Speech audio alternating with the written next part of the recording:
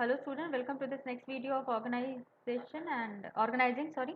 And now in this topic we are going to study about types of organization. So there are basically two types of organization, that is formal and informal organization. And so see what we have seen in the organization, that due to the managers carrying on organizing process, then one structure is created. Till now we have studied all these things, that is organizational structure has been created where there are superior, subordinate, superior used to give orders, subordinate has to follow them, so that there is one line of chain of superior subordinate, and this is known as actually formal organization structure. And you know student that this structure it is formed deliberately or intentionally by the managers for the achievement of organizational goals, because if suppose there will be no such structure, then what will happen? Have you ever thought of this? Like suppose uh, what generally happens when you ask one of your friend to do some piece of work, and he it might be possible that he gives you excuse of not completing the work, then you have to listen and say nothing because he is your friend. But if suppose such thing starts happening in the organization, then what will happen? Definitely the organization is going to suffer, isn't it? So to avoid such kind of circumstances, formal structure is created. Clear? Means in formal structure everything is organized, and in informal structure it's just kind of friendly behavior we used to do with each other, because we are going to one place again and again. So what happens that we are friendly with our employees, with our colleagues, and so this informal organization structure it creates on its own, but formal structure has to be created. I hope it is clear to you all. Now let's see formal organization. It refers to the organization structure that is designed by the management to accomplish organizational goals. And student, these formal organization it is actually designed by the top management, and see it is one of the features of formal organization that it is designed by the top management. So now let's see the features. It clearly defines the lines of authority and responsibility for every individual in an organization, means who is responsible for the incompletion of the work, who has got the authority to give order and all. This structure it defines everything. Then it is a means to achieve the objectives specified in the plans. As and whatever objective is being specified in the plans, formal organization has to achieve that set objective. Then it is impersonal and doesn't take into consideration emotional aspect of the employees. Means as we have already discussed earlier, that this type of organizational structure is made intentionally, and because generally this is designed by C in this fourth feature, designed by the top management. So means it doesn't take consideration of any emotional aspect, because if you are going to consider any kind of emotional aspect, then what will happen? It may, I mean there may be chance that the employees may start giving you excuse of not completing their work. So that is why this impersonal and emotional aspect is not taken into consideration. Then already discussed, designed by top management, and it is created with the motive of achieving organizational objective. Means the motive is, means everything in the organization is just done for the objective, for the achievement of the objective. Clear? Now let's see the advantages. So these are the 5 advantages written over here. They are a fixation of responsibility, clarity of duty, unity of command, accomplishment of organization objective, and stability. So student, uh,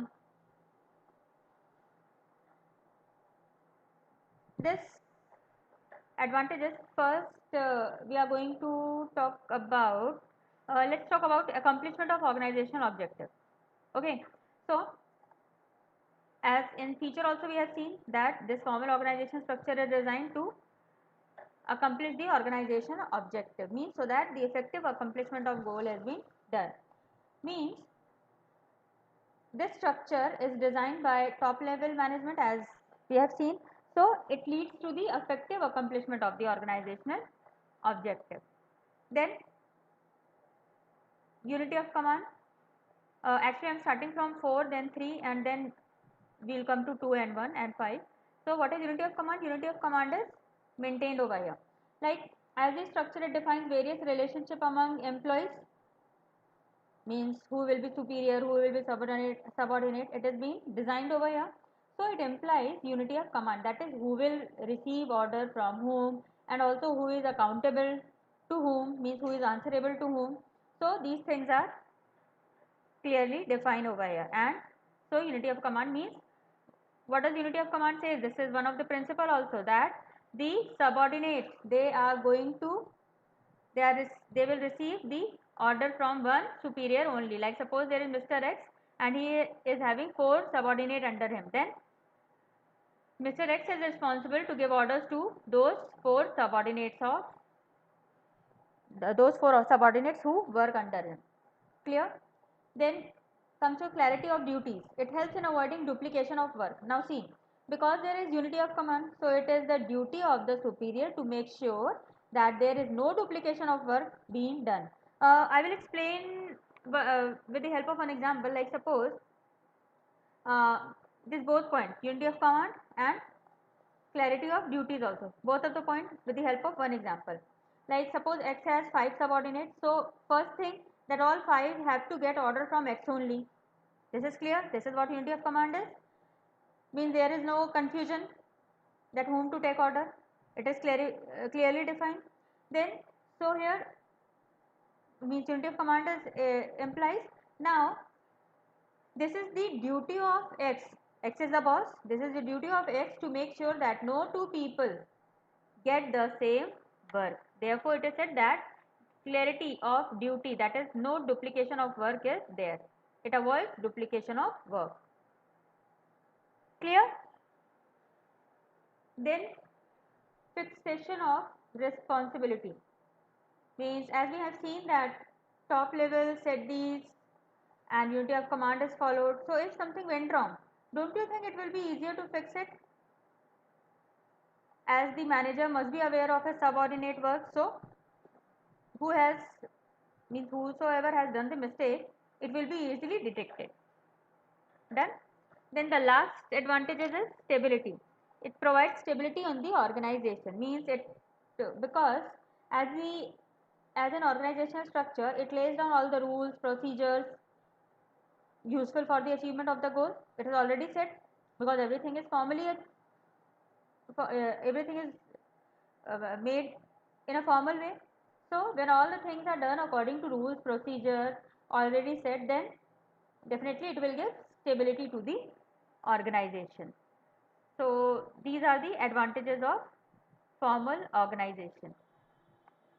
Now let's see the disadvantages of this. So they are procedural delay, lack of initiative, and difficult to fully understand human relationship.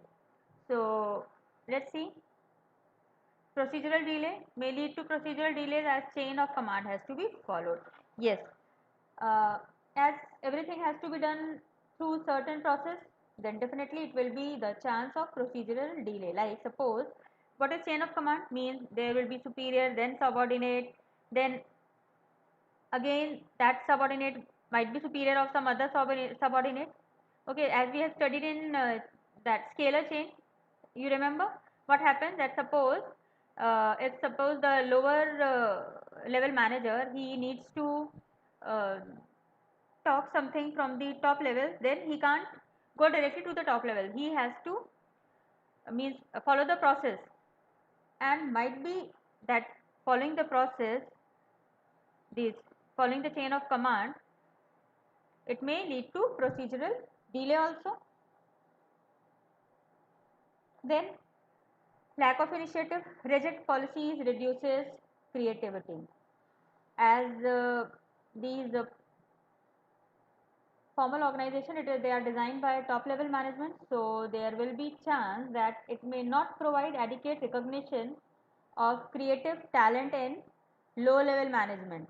And when one won't take when one won't get due recognition of their talent, then what will happen?